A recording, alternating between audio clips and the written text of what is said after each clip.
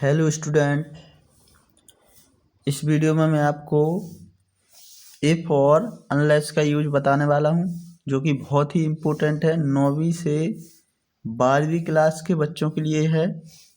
आपके अंग्रेजी पेपर में इफ़ की जगह अनलेस या फिर अनलेस की जगह इफ़ यूज करने के लिए एक डू इज डायरेक्टेड में एक क्वेश्चन आता है। एक या दो क्वेश्चन आते हैं, तो आपके एक या दो क्वेश्चन जो रहते हैं उसको यदि आपको सही करना है तो इस पूरे वीडियो को आप देख लीजिए, तो आपके एक या दो नंबर बिल्कुल पक्के हो जाएंगे।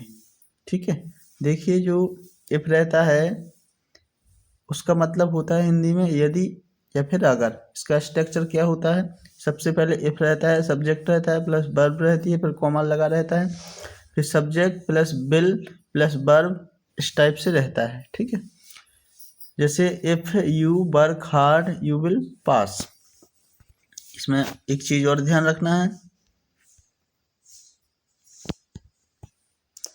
इफ के बाद यूजली प्रेजेंट टेंस आता है और मेन क्लॉज में मतलब सेकंड वाला जो सेंटेंस रहता है उसमें विल आता है यूजली। ठीक है, इस चीज का आपको ध्यान रखना है। अब आप अनलेस के बारे में थोड़ा सा समझ लीजिए। अनलेस का अर्थ होता है जब तक नहीं, अगर नहीं या फिर यदि नहीं भी होता है। इसका और अपन मीनिंग कैसे समझ सकते हैं? If not. ठीक है, इफ नॉट या फिर इफ डू नॉट या फिर डज नॉट। ऐसा मैंने क्यों बोला? क्योंकि जो टेंस रहता है वो प्रेजेंट टेंस रहता है या प्रेजेंट इंडेफिनिट टेंस रहता है, तो उसमें हेल्पिंग वर्ब जो रहती है नेगेटिव में वो डू या फिर डज रहेगी। इसका स्ट्रक्चर इस टाइप से होता है, unless you work hard you will fail. ठीक है, अब आपको ध्यान ये रखना है, जब भी अनलेस की जगह इफ लगाते हो तो अपन सेंटेंस में से डू नॉट या डज नॉट रिमूव कर देते हैं, ये चीज़ ध्यान रखना है। और जब अनलेस मतलब अपन इफ की जगह पर अनलेस लगाएंगे तो ये करेंगे, और अनलेस की जगह जब इफ लगाएंगे तो डू नॉट अपन जोड़ देंगे सब्जेक्ट के अकॉर्डिंग या फिर डज नॉट। ठीक है, देखिए इसके एग्जाम्पल देखिए तो आपको और अच्छे से समझ में आएगा। फिर इसमें पहला सेंटेंस दिया गया है, unless you work hard you will not pass. ठीक है, अब आपको अनलेस की जगह इफ लगाना है, बगल में लिखा रहेगा, तो आप अनलेस की जगह क्या लगा देंगे? इफ लगा देंगे, यू का यू आ जाएगा और डू नॉट जुड़ जाएगा। यदि इफ की जगह अनलेस लगाते तो फिर डू नॉट हट जाता। ठीक है, मान लीजिए ऐसा सेंटेंस होता कि if you do not work hard you will not pass, और सेकंड वाला सेंटेंस वैसा का वैसा ही रहता है, उसमें आपको कुछ भी छेड़छाड़ नहीं करनी है। तो इफ की जगह पर अनलेस लगा देती और डू नॉट हट जाता। यदि अनलेस की जगह इफ लगा रहे तो डू नॉट जुड़ जाएगा क्योंकि यू है।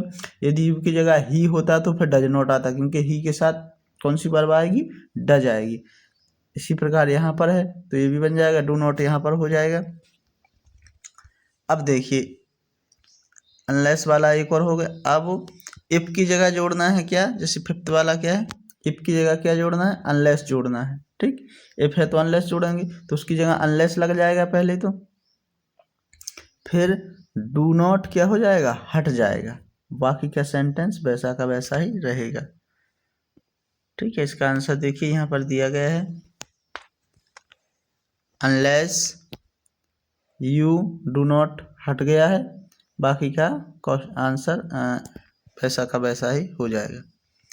इसी प्रकार एक वर्ड है इफ ही डज नॉट, तो इसमें जब अनलेस लगेगा तो डज नॉट हट जाएगा, लेकिन ही है तो वर्क में एस आ जाएगा, वर्क्स हो जाएगा।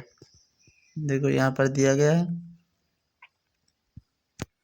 Unless works hard he will not pass. The boys do not हट जाएगा, अनलेस लग जाएगा, बाकी का सेंटेंस वैसा का वैसा ही रहेगा। तो इसमें आपको ध्यान क्या रखना है, यदि इफ की जगह पर आप अनलेस लगाती हैं तो डू नॉट डज नॉट को क्या कर देंगे? हटा देंगे। यदि डज है तो फिर वर्ब में एस लगा देंगे। ठीक है, और यदि अनलेस की जगह इफ यूज कर रहे हैं तो डू नॉट या डज नॉट आपको जोड़ना है सब्जेक्ट के बाद, और सेकंड सेंटेंस वैसा का वैसा ही रहेगा। आशा है कि आपको ये समझ में आ गया होगा, ठीक है ना। तो आपको पेपर में इसको सही करना है, ठीक है ना। यदि वीडियो अच्छा लगा है तो वीडियो को लाइक कर दीजिए, और यदि आप मेरे चैनल पर नए हैं तो चैनल को सब्सक्राइब कर दीजिए, ठीक है। फिर मिलते हैं नेक्स्ट वीडियो में। Thank you.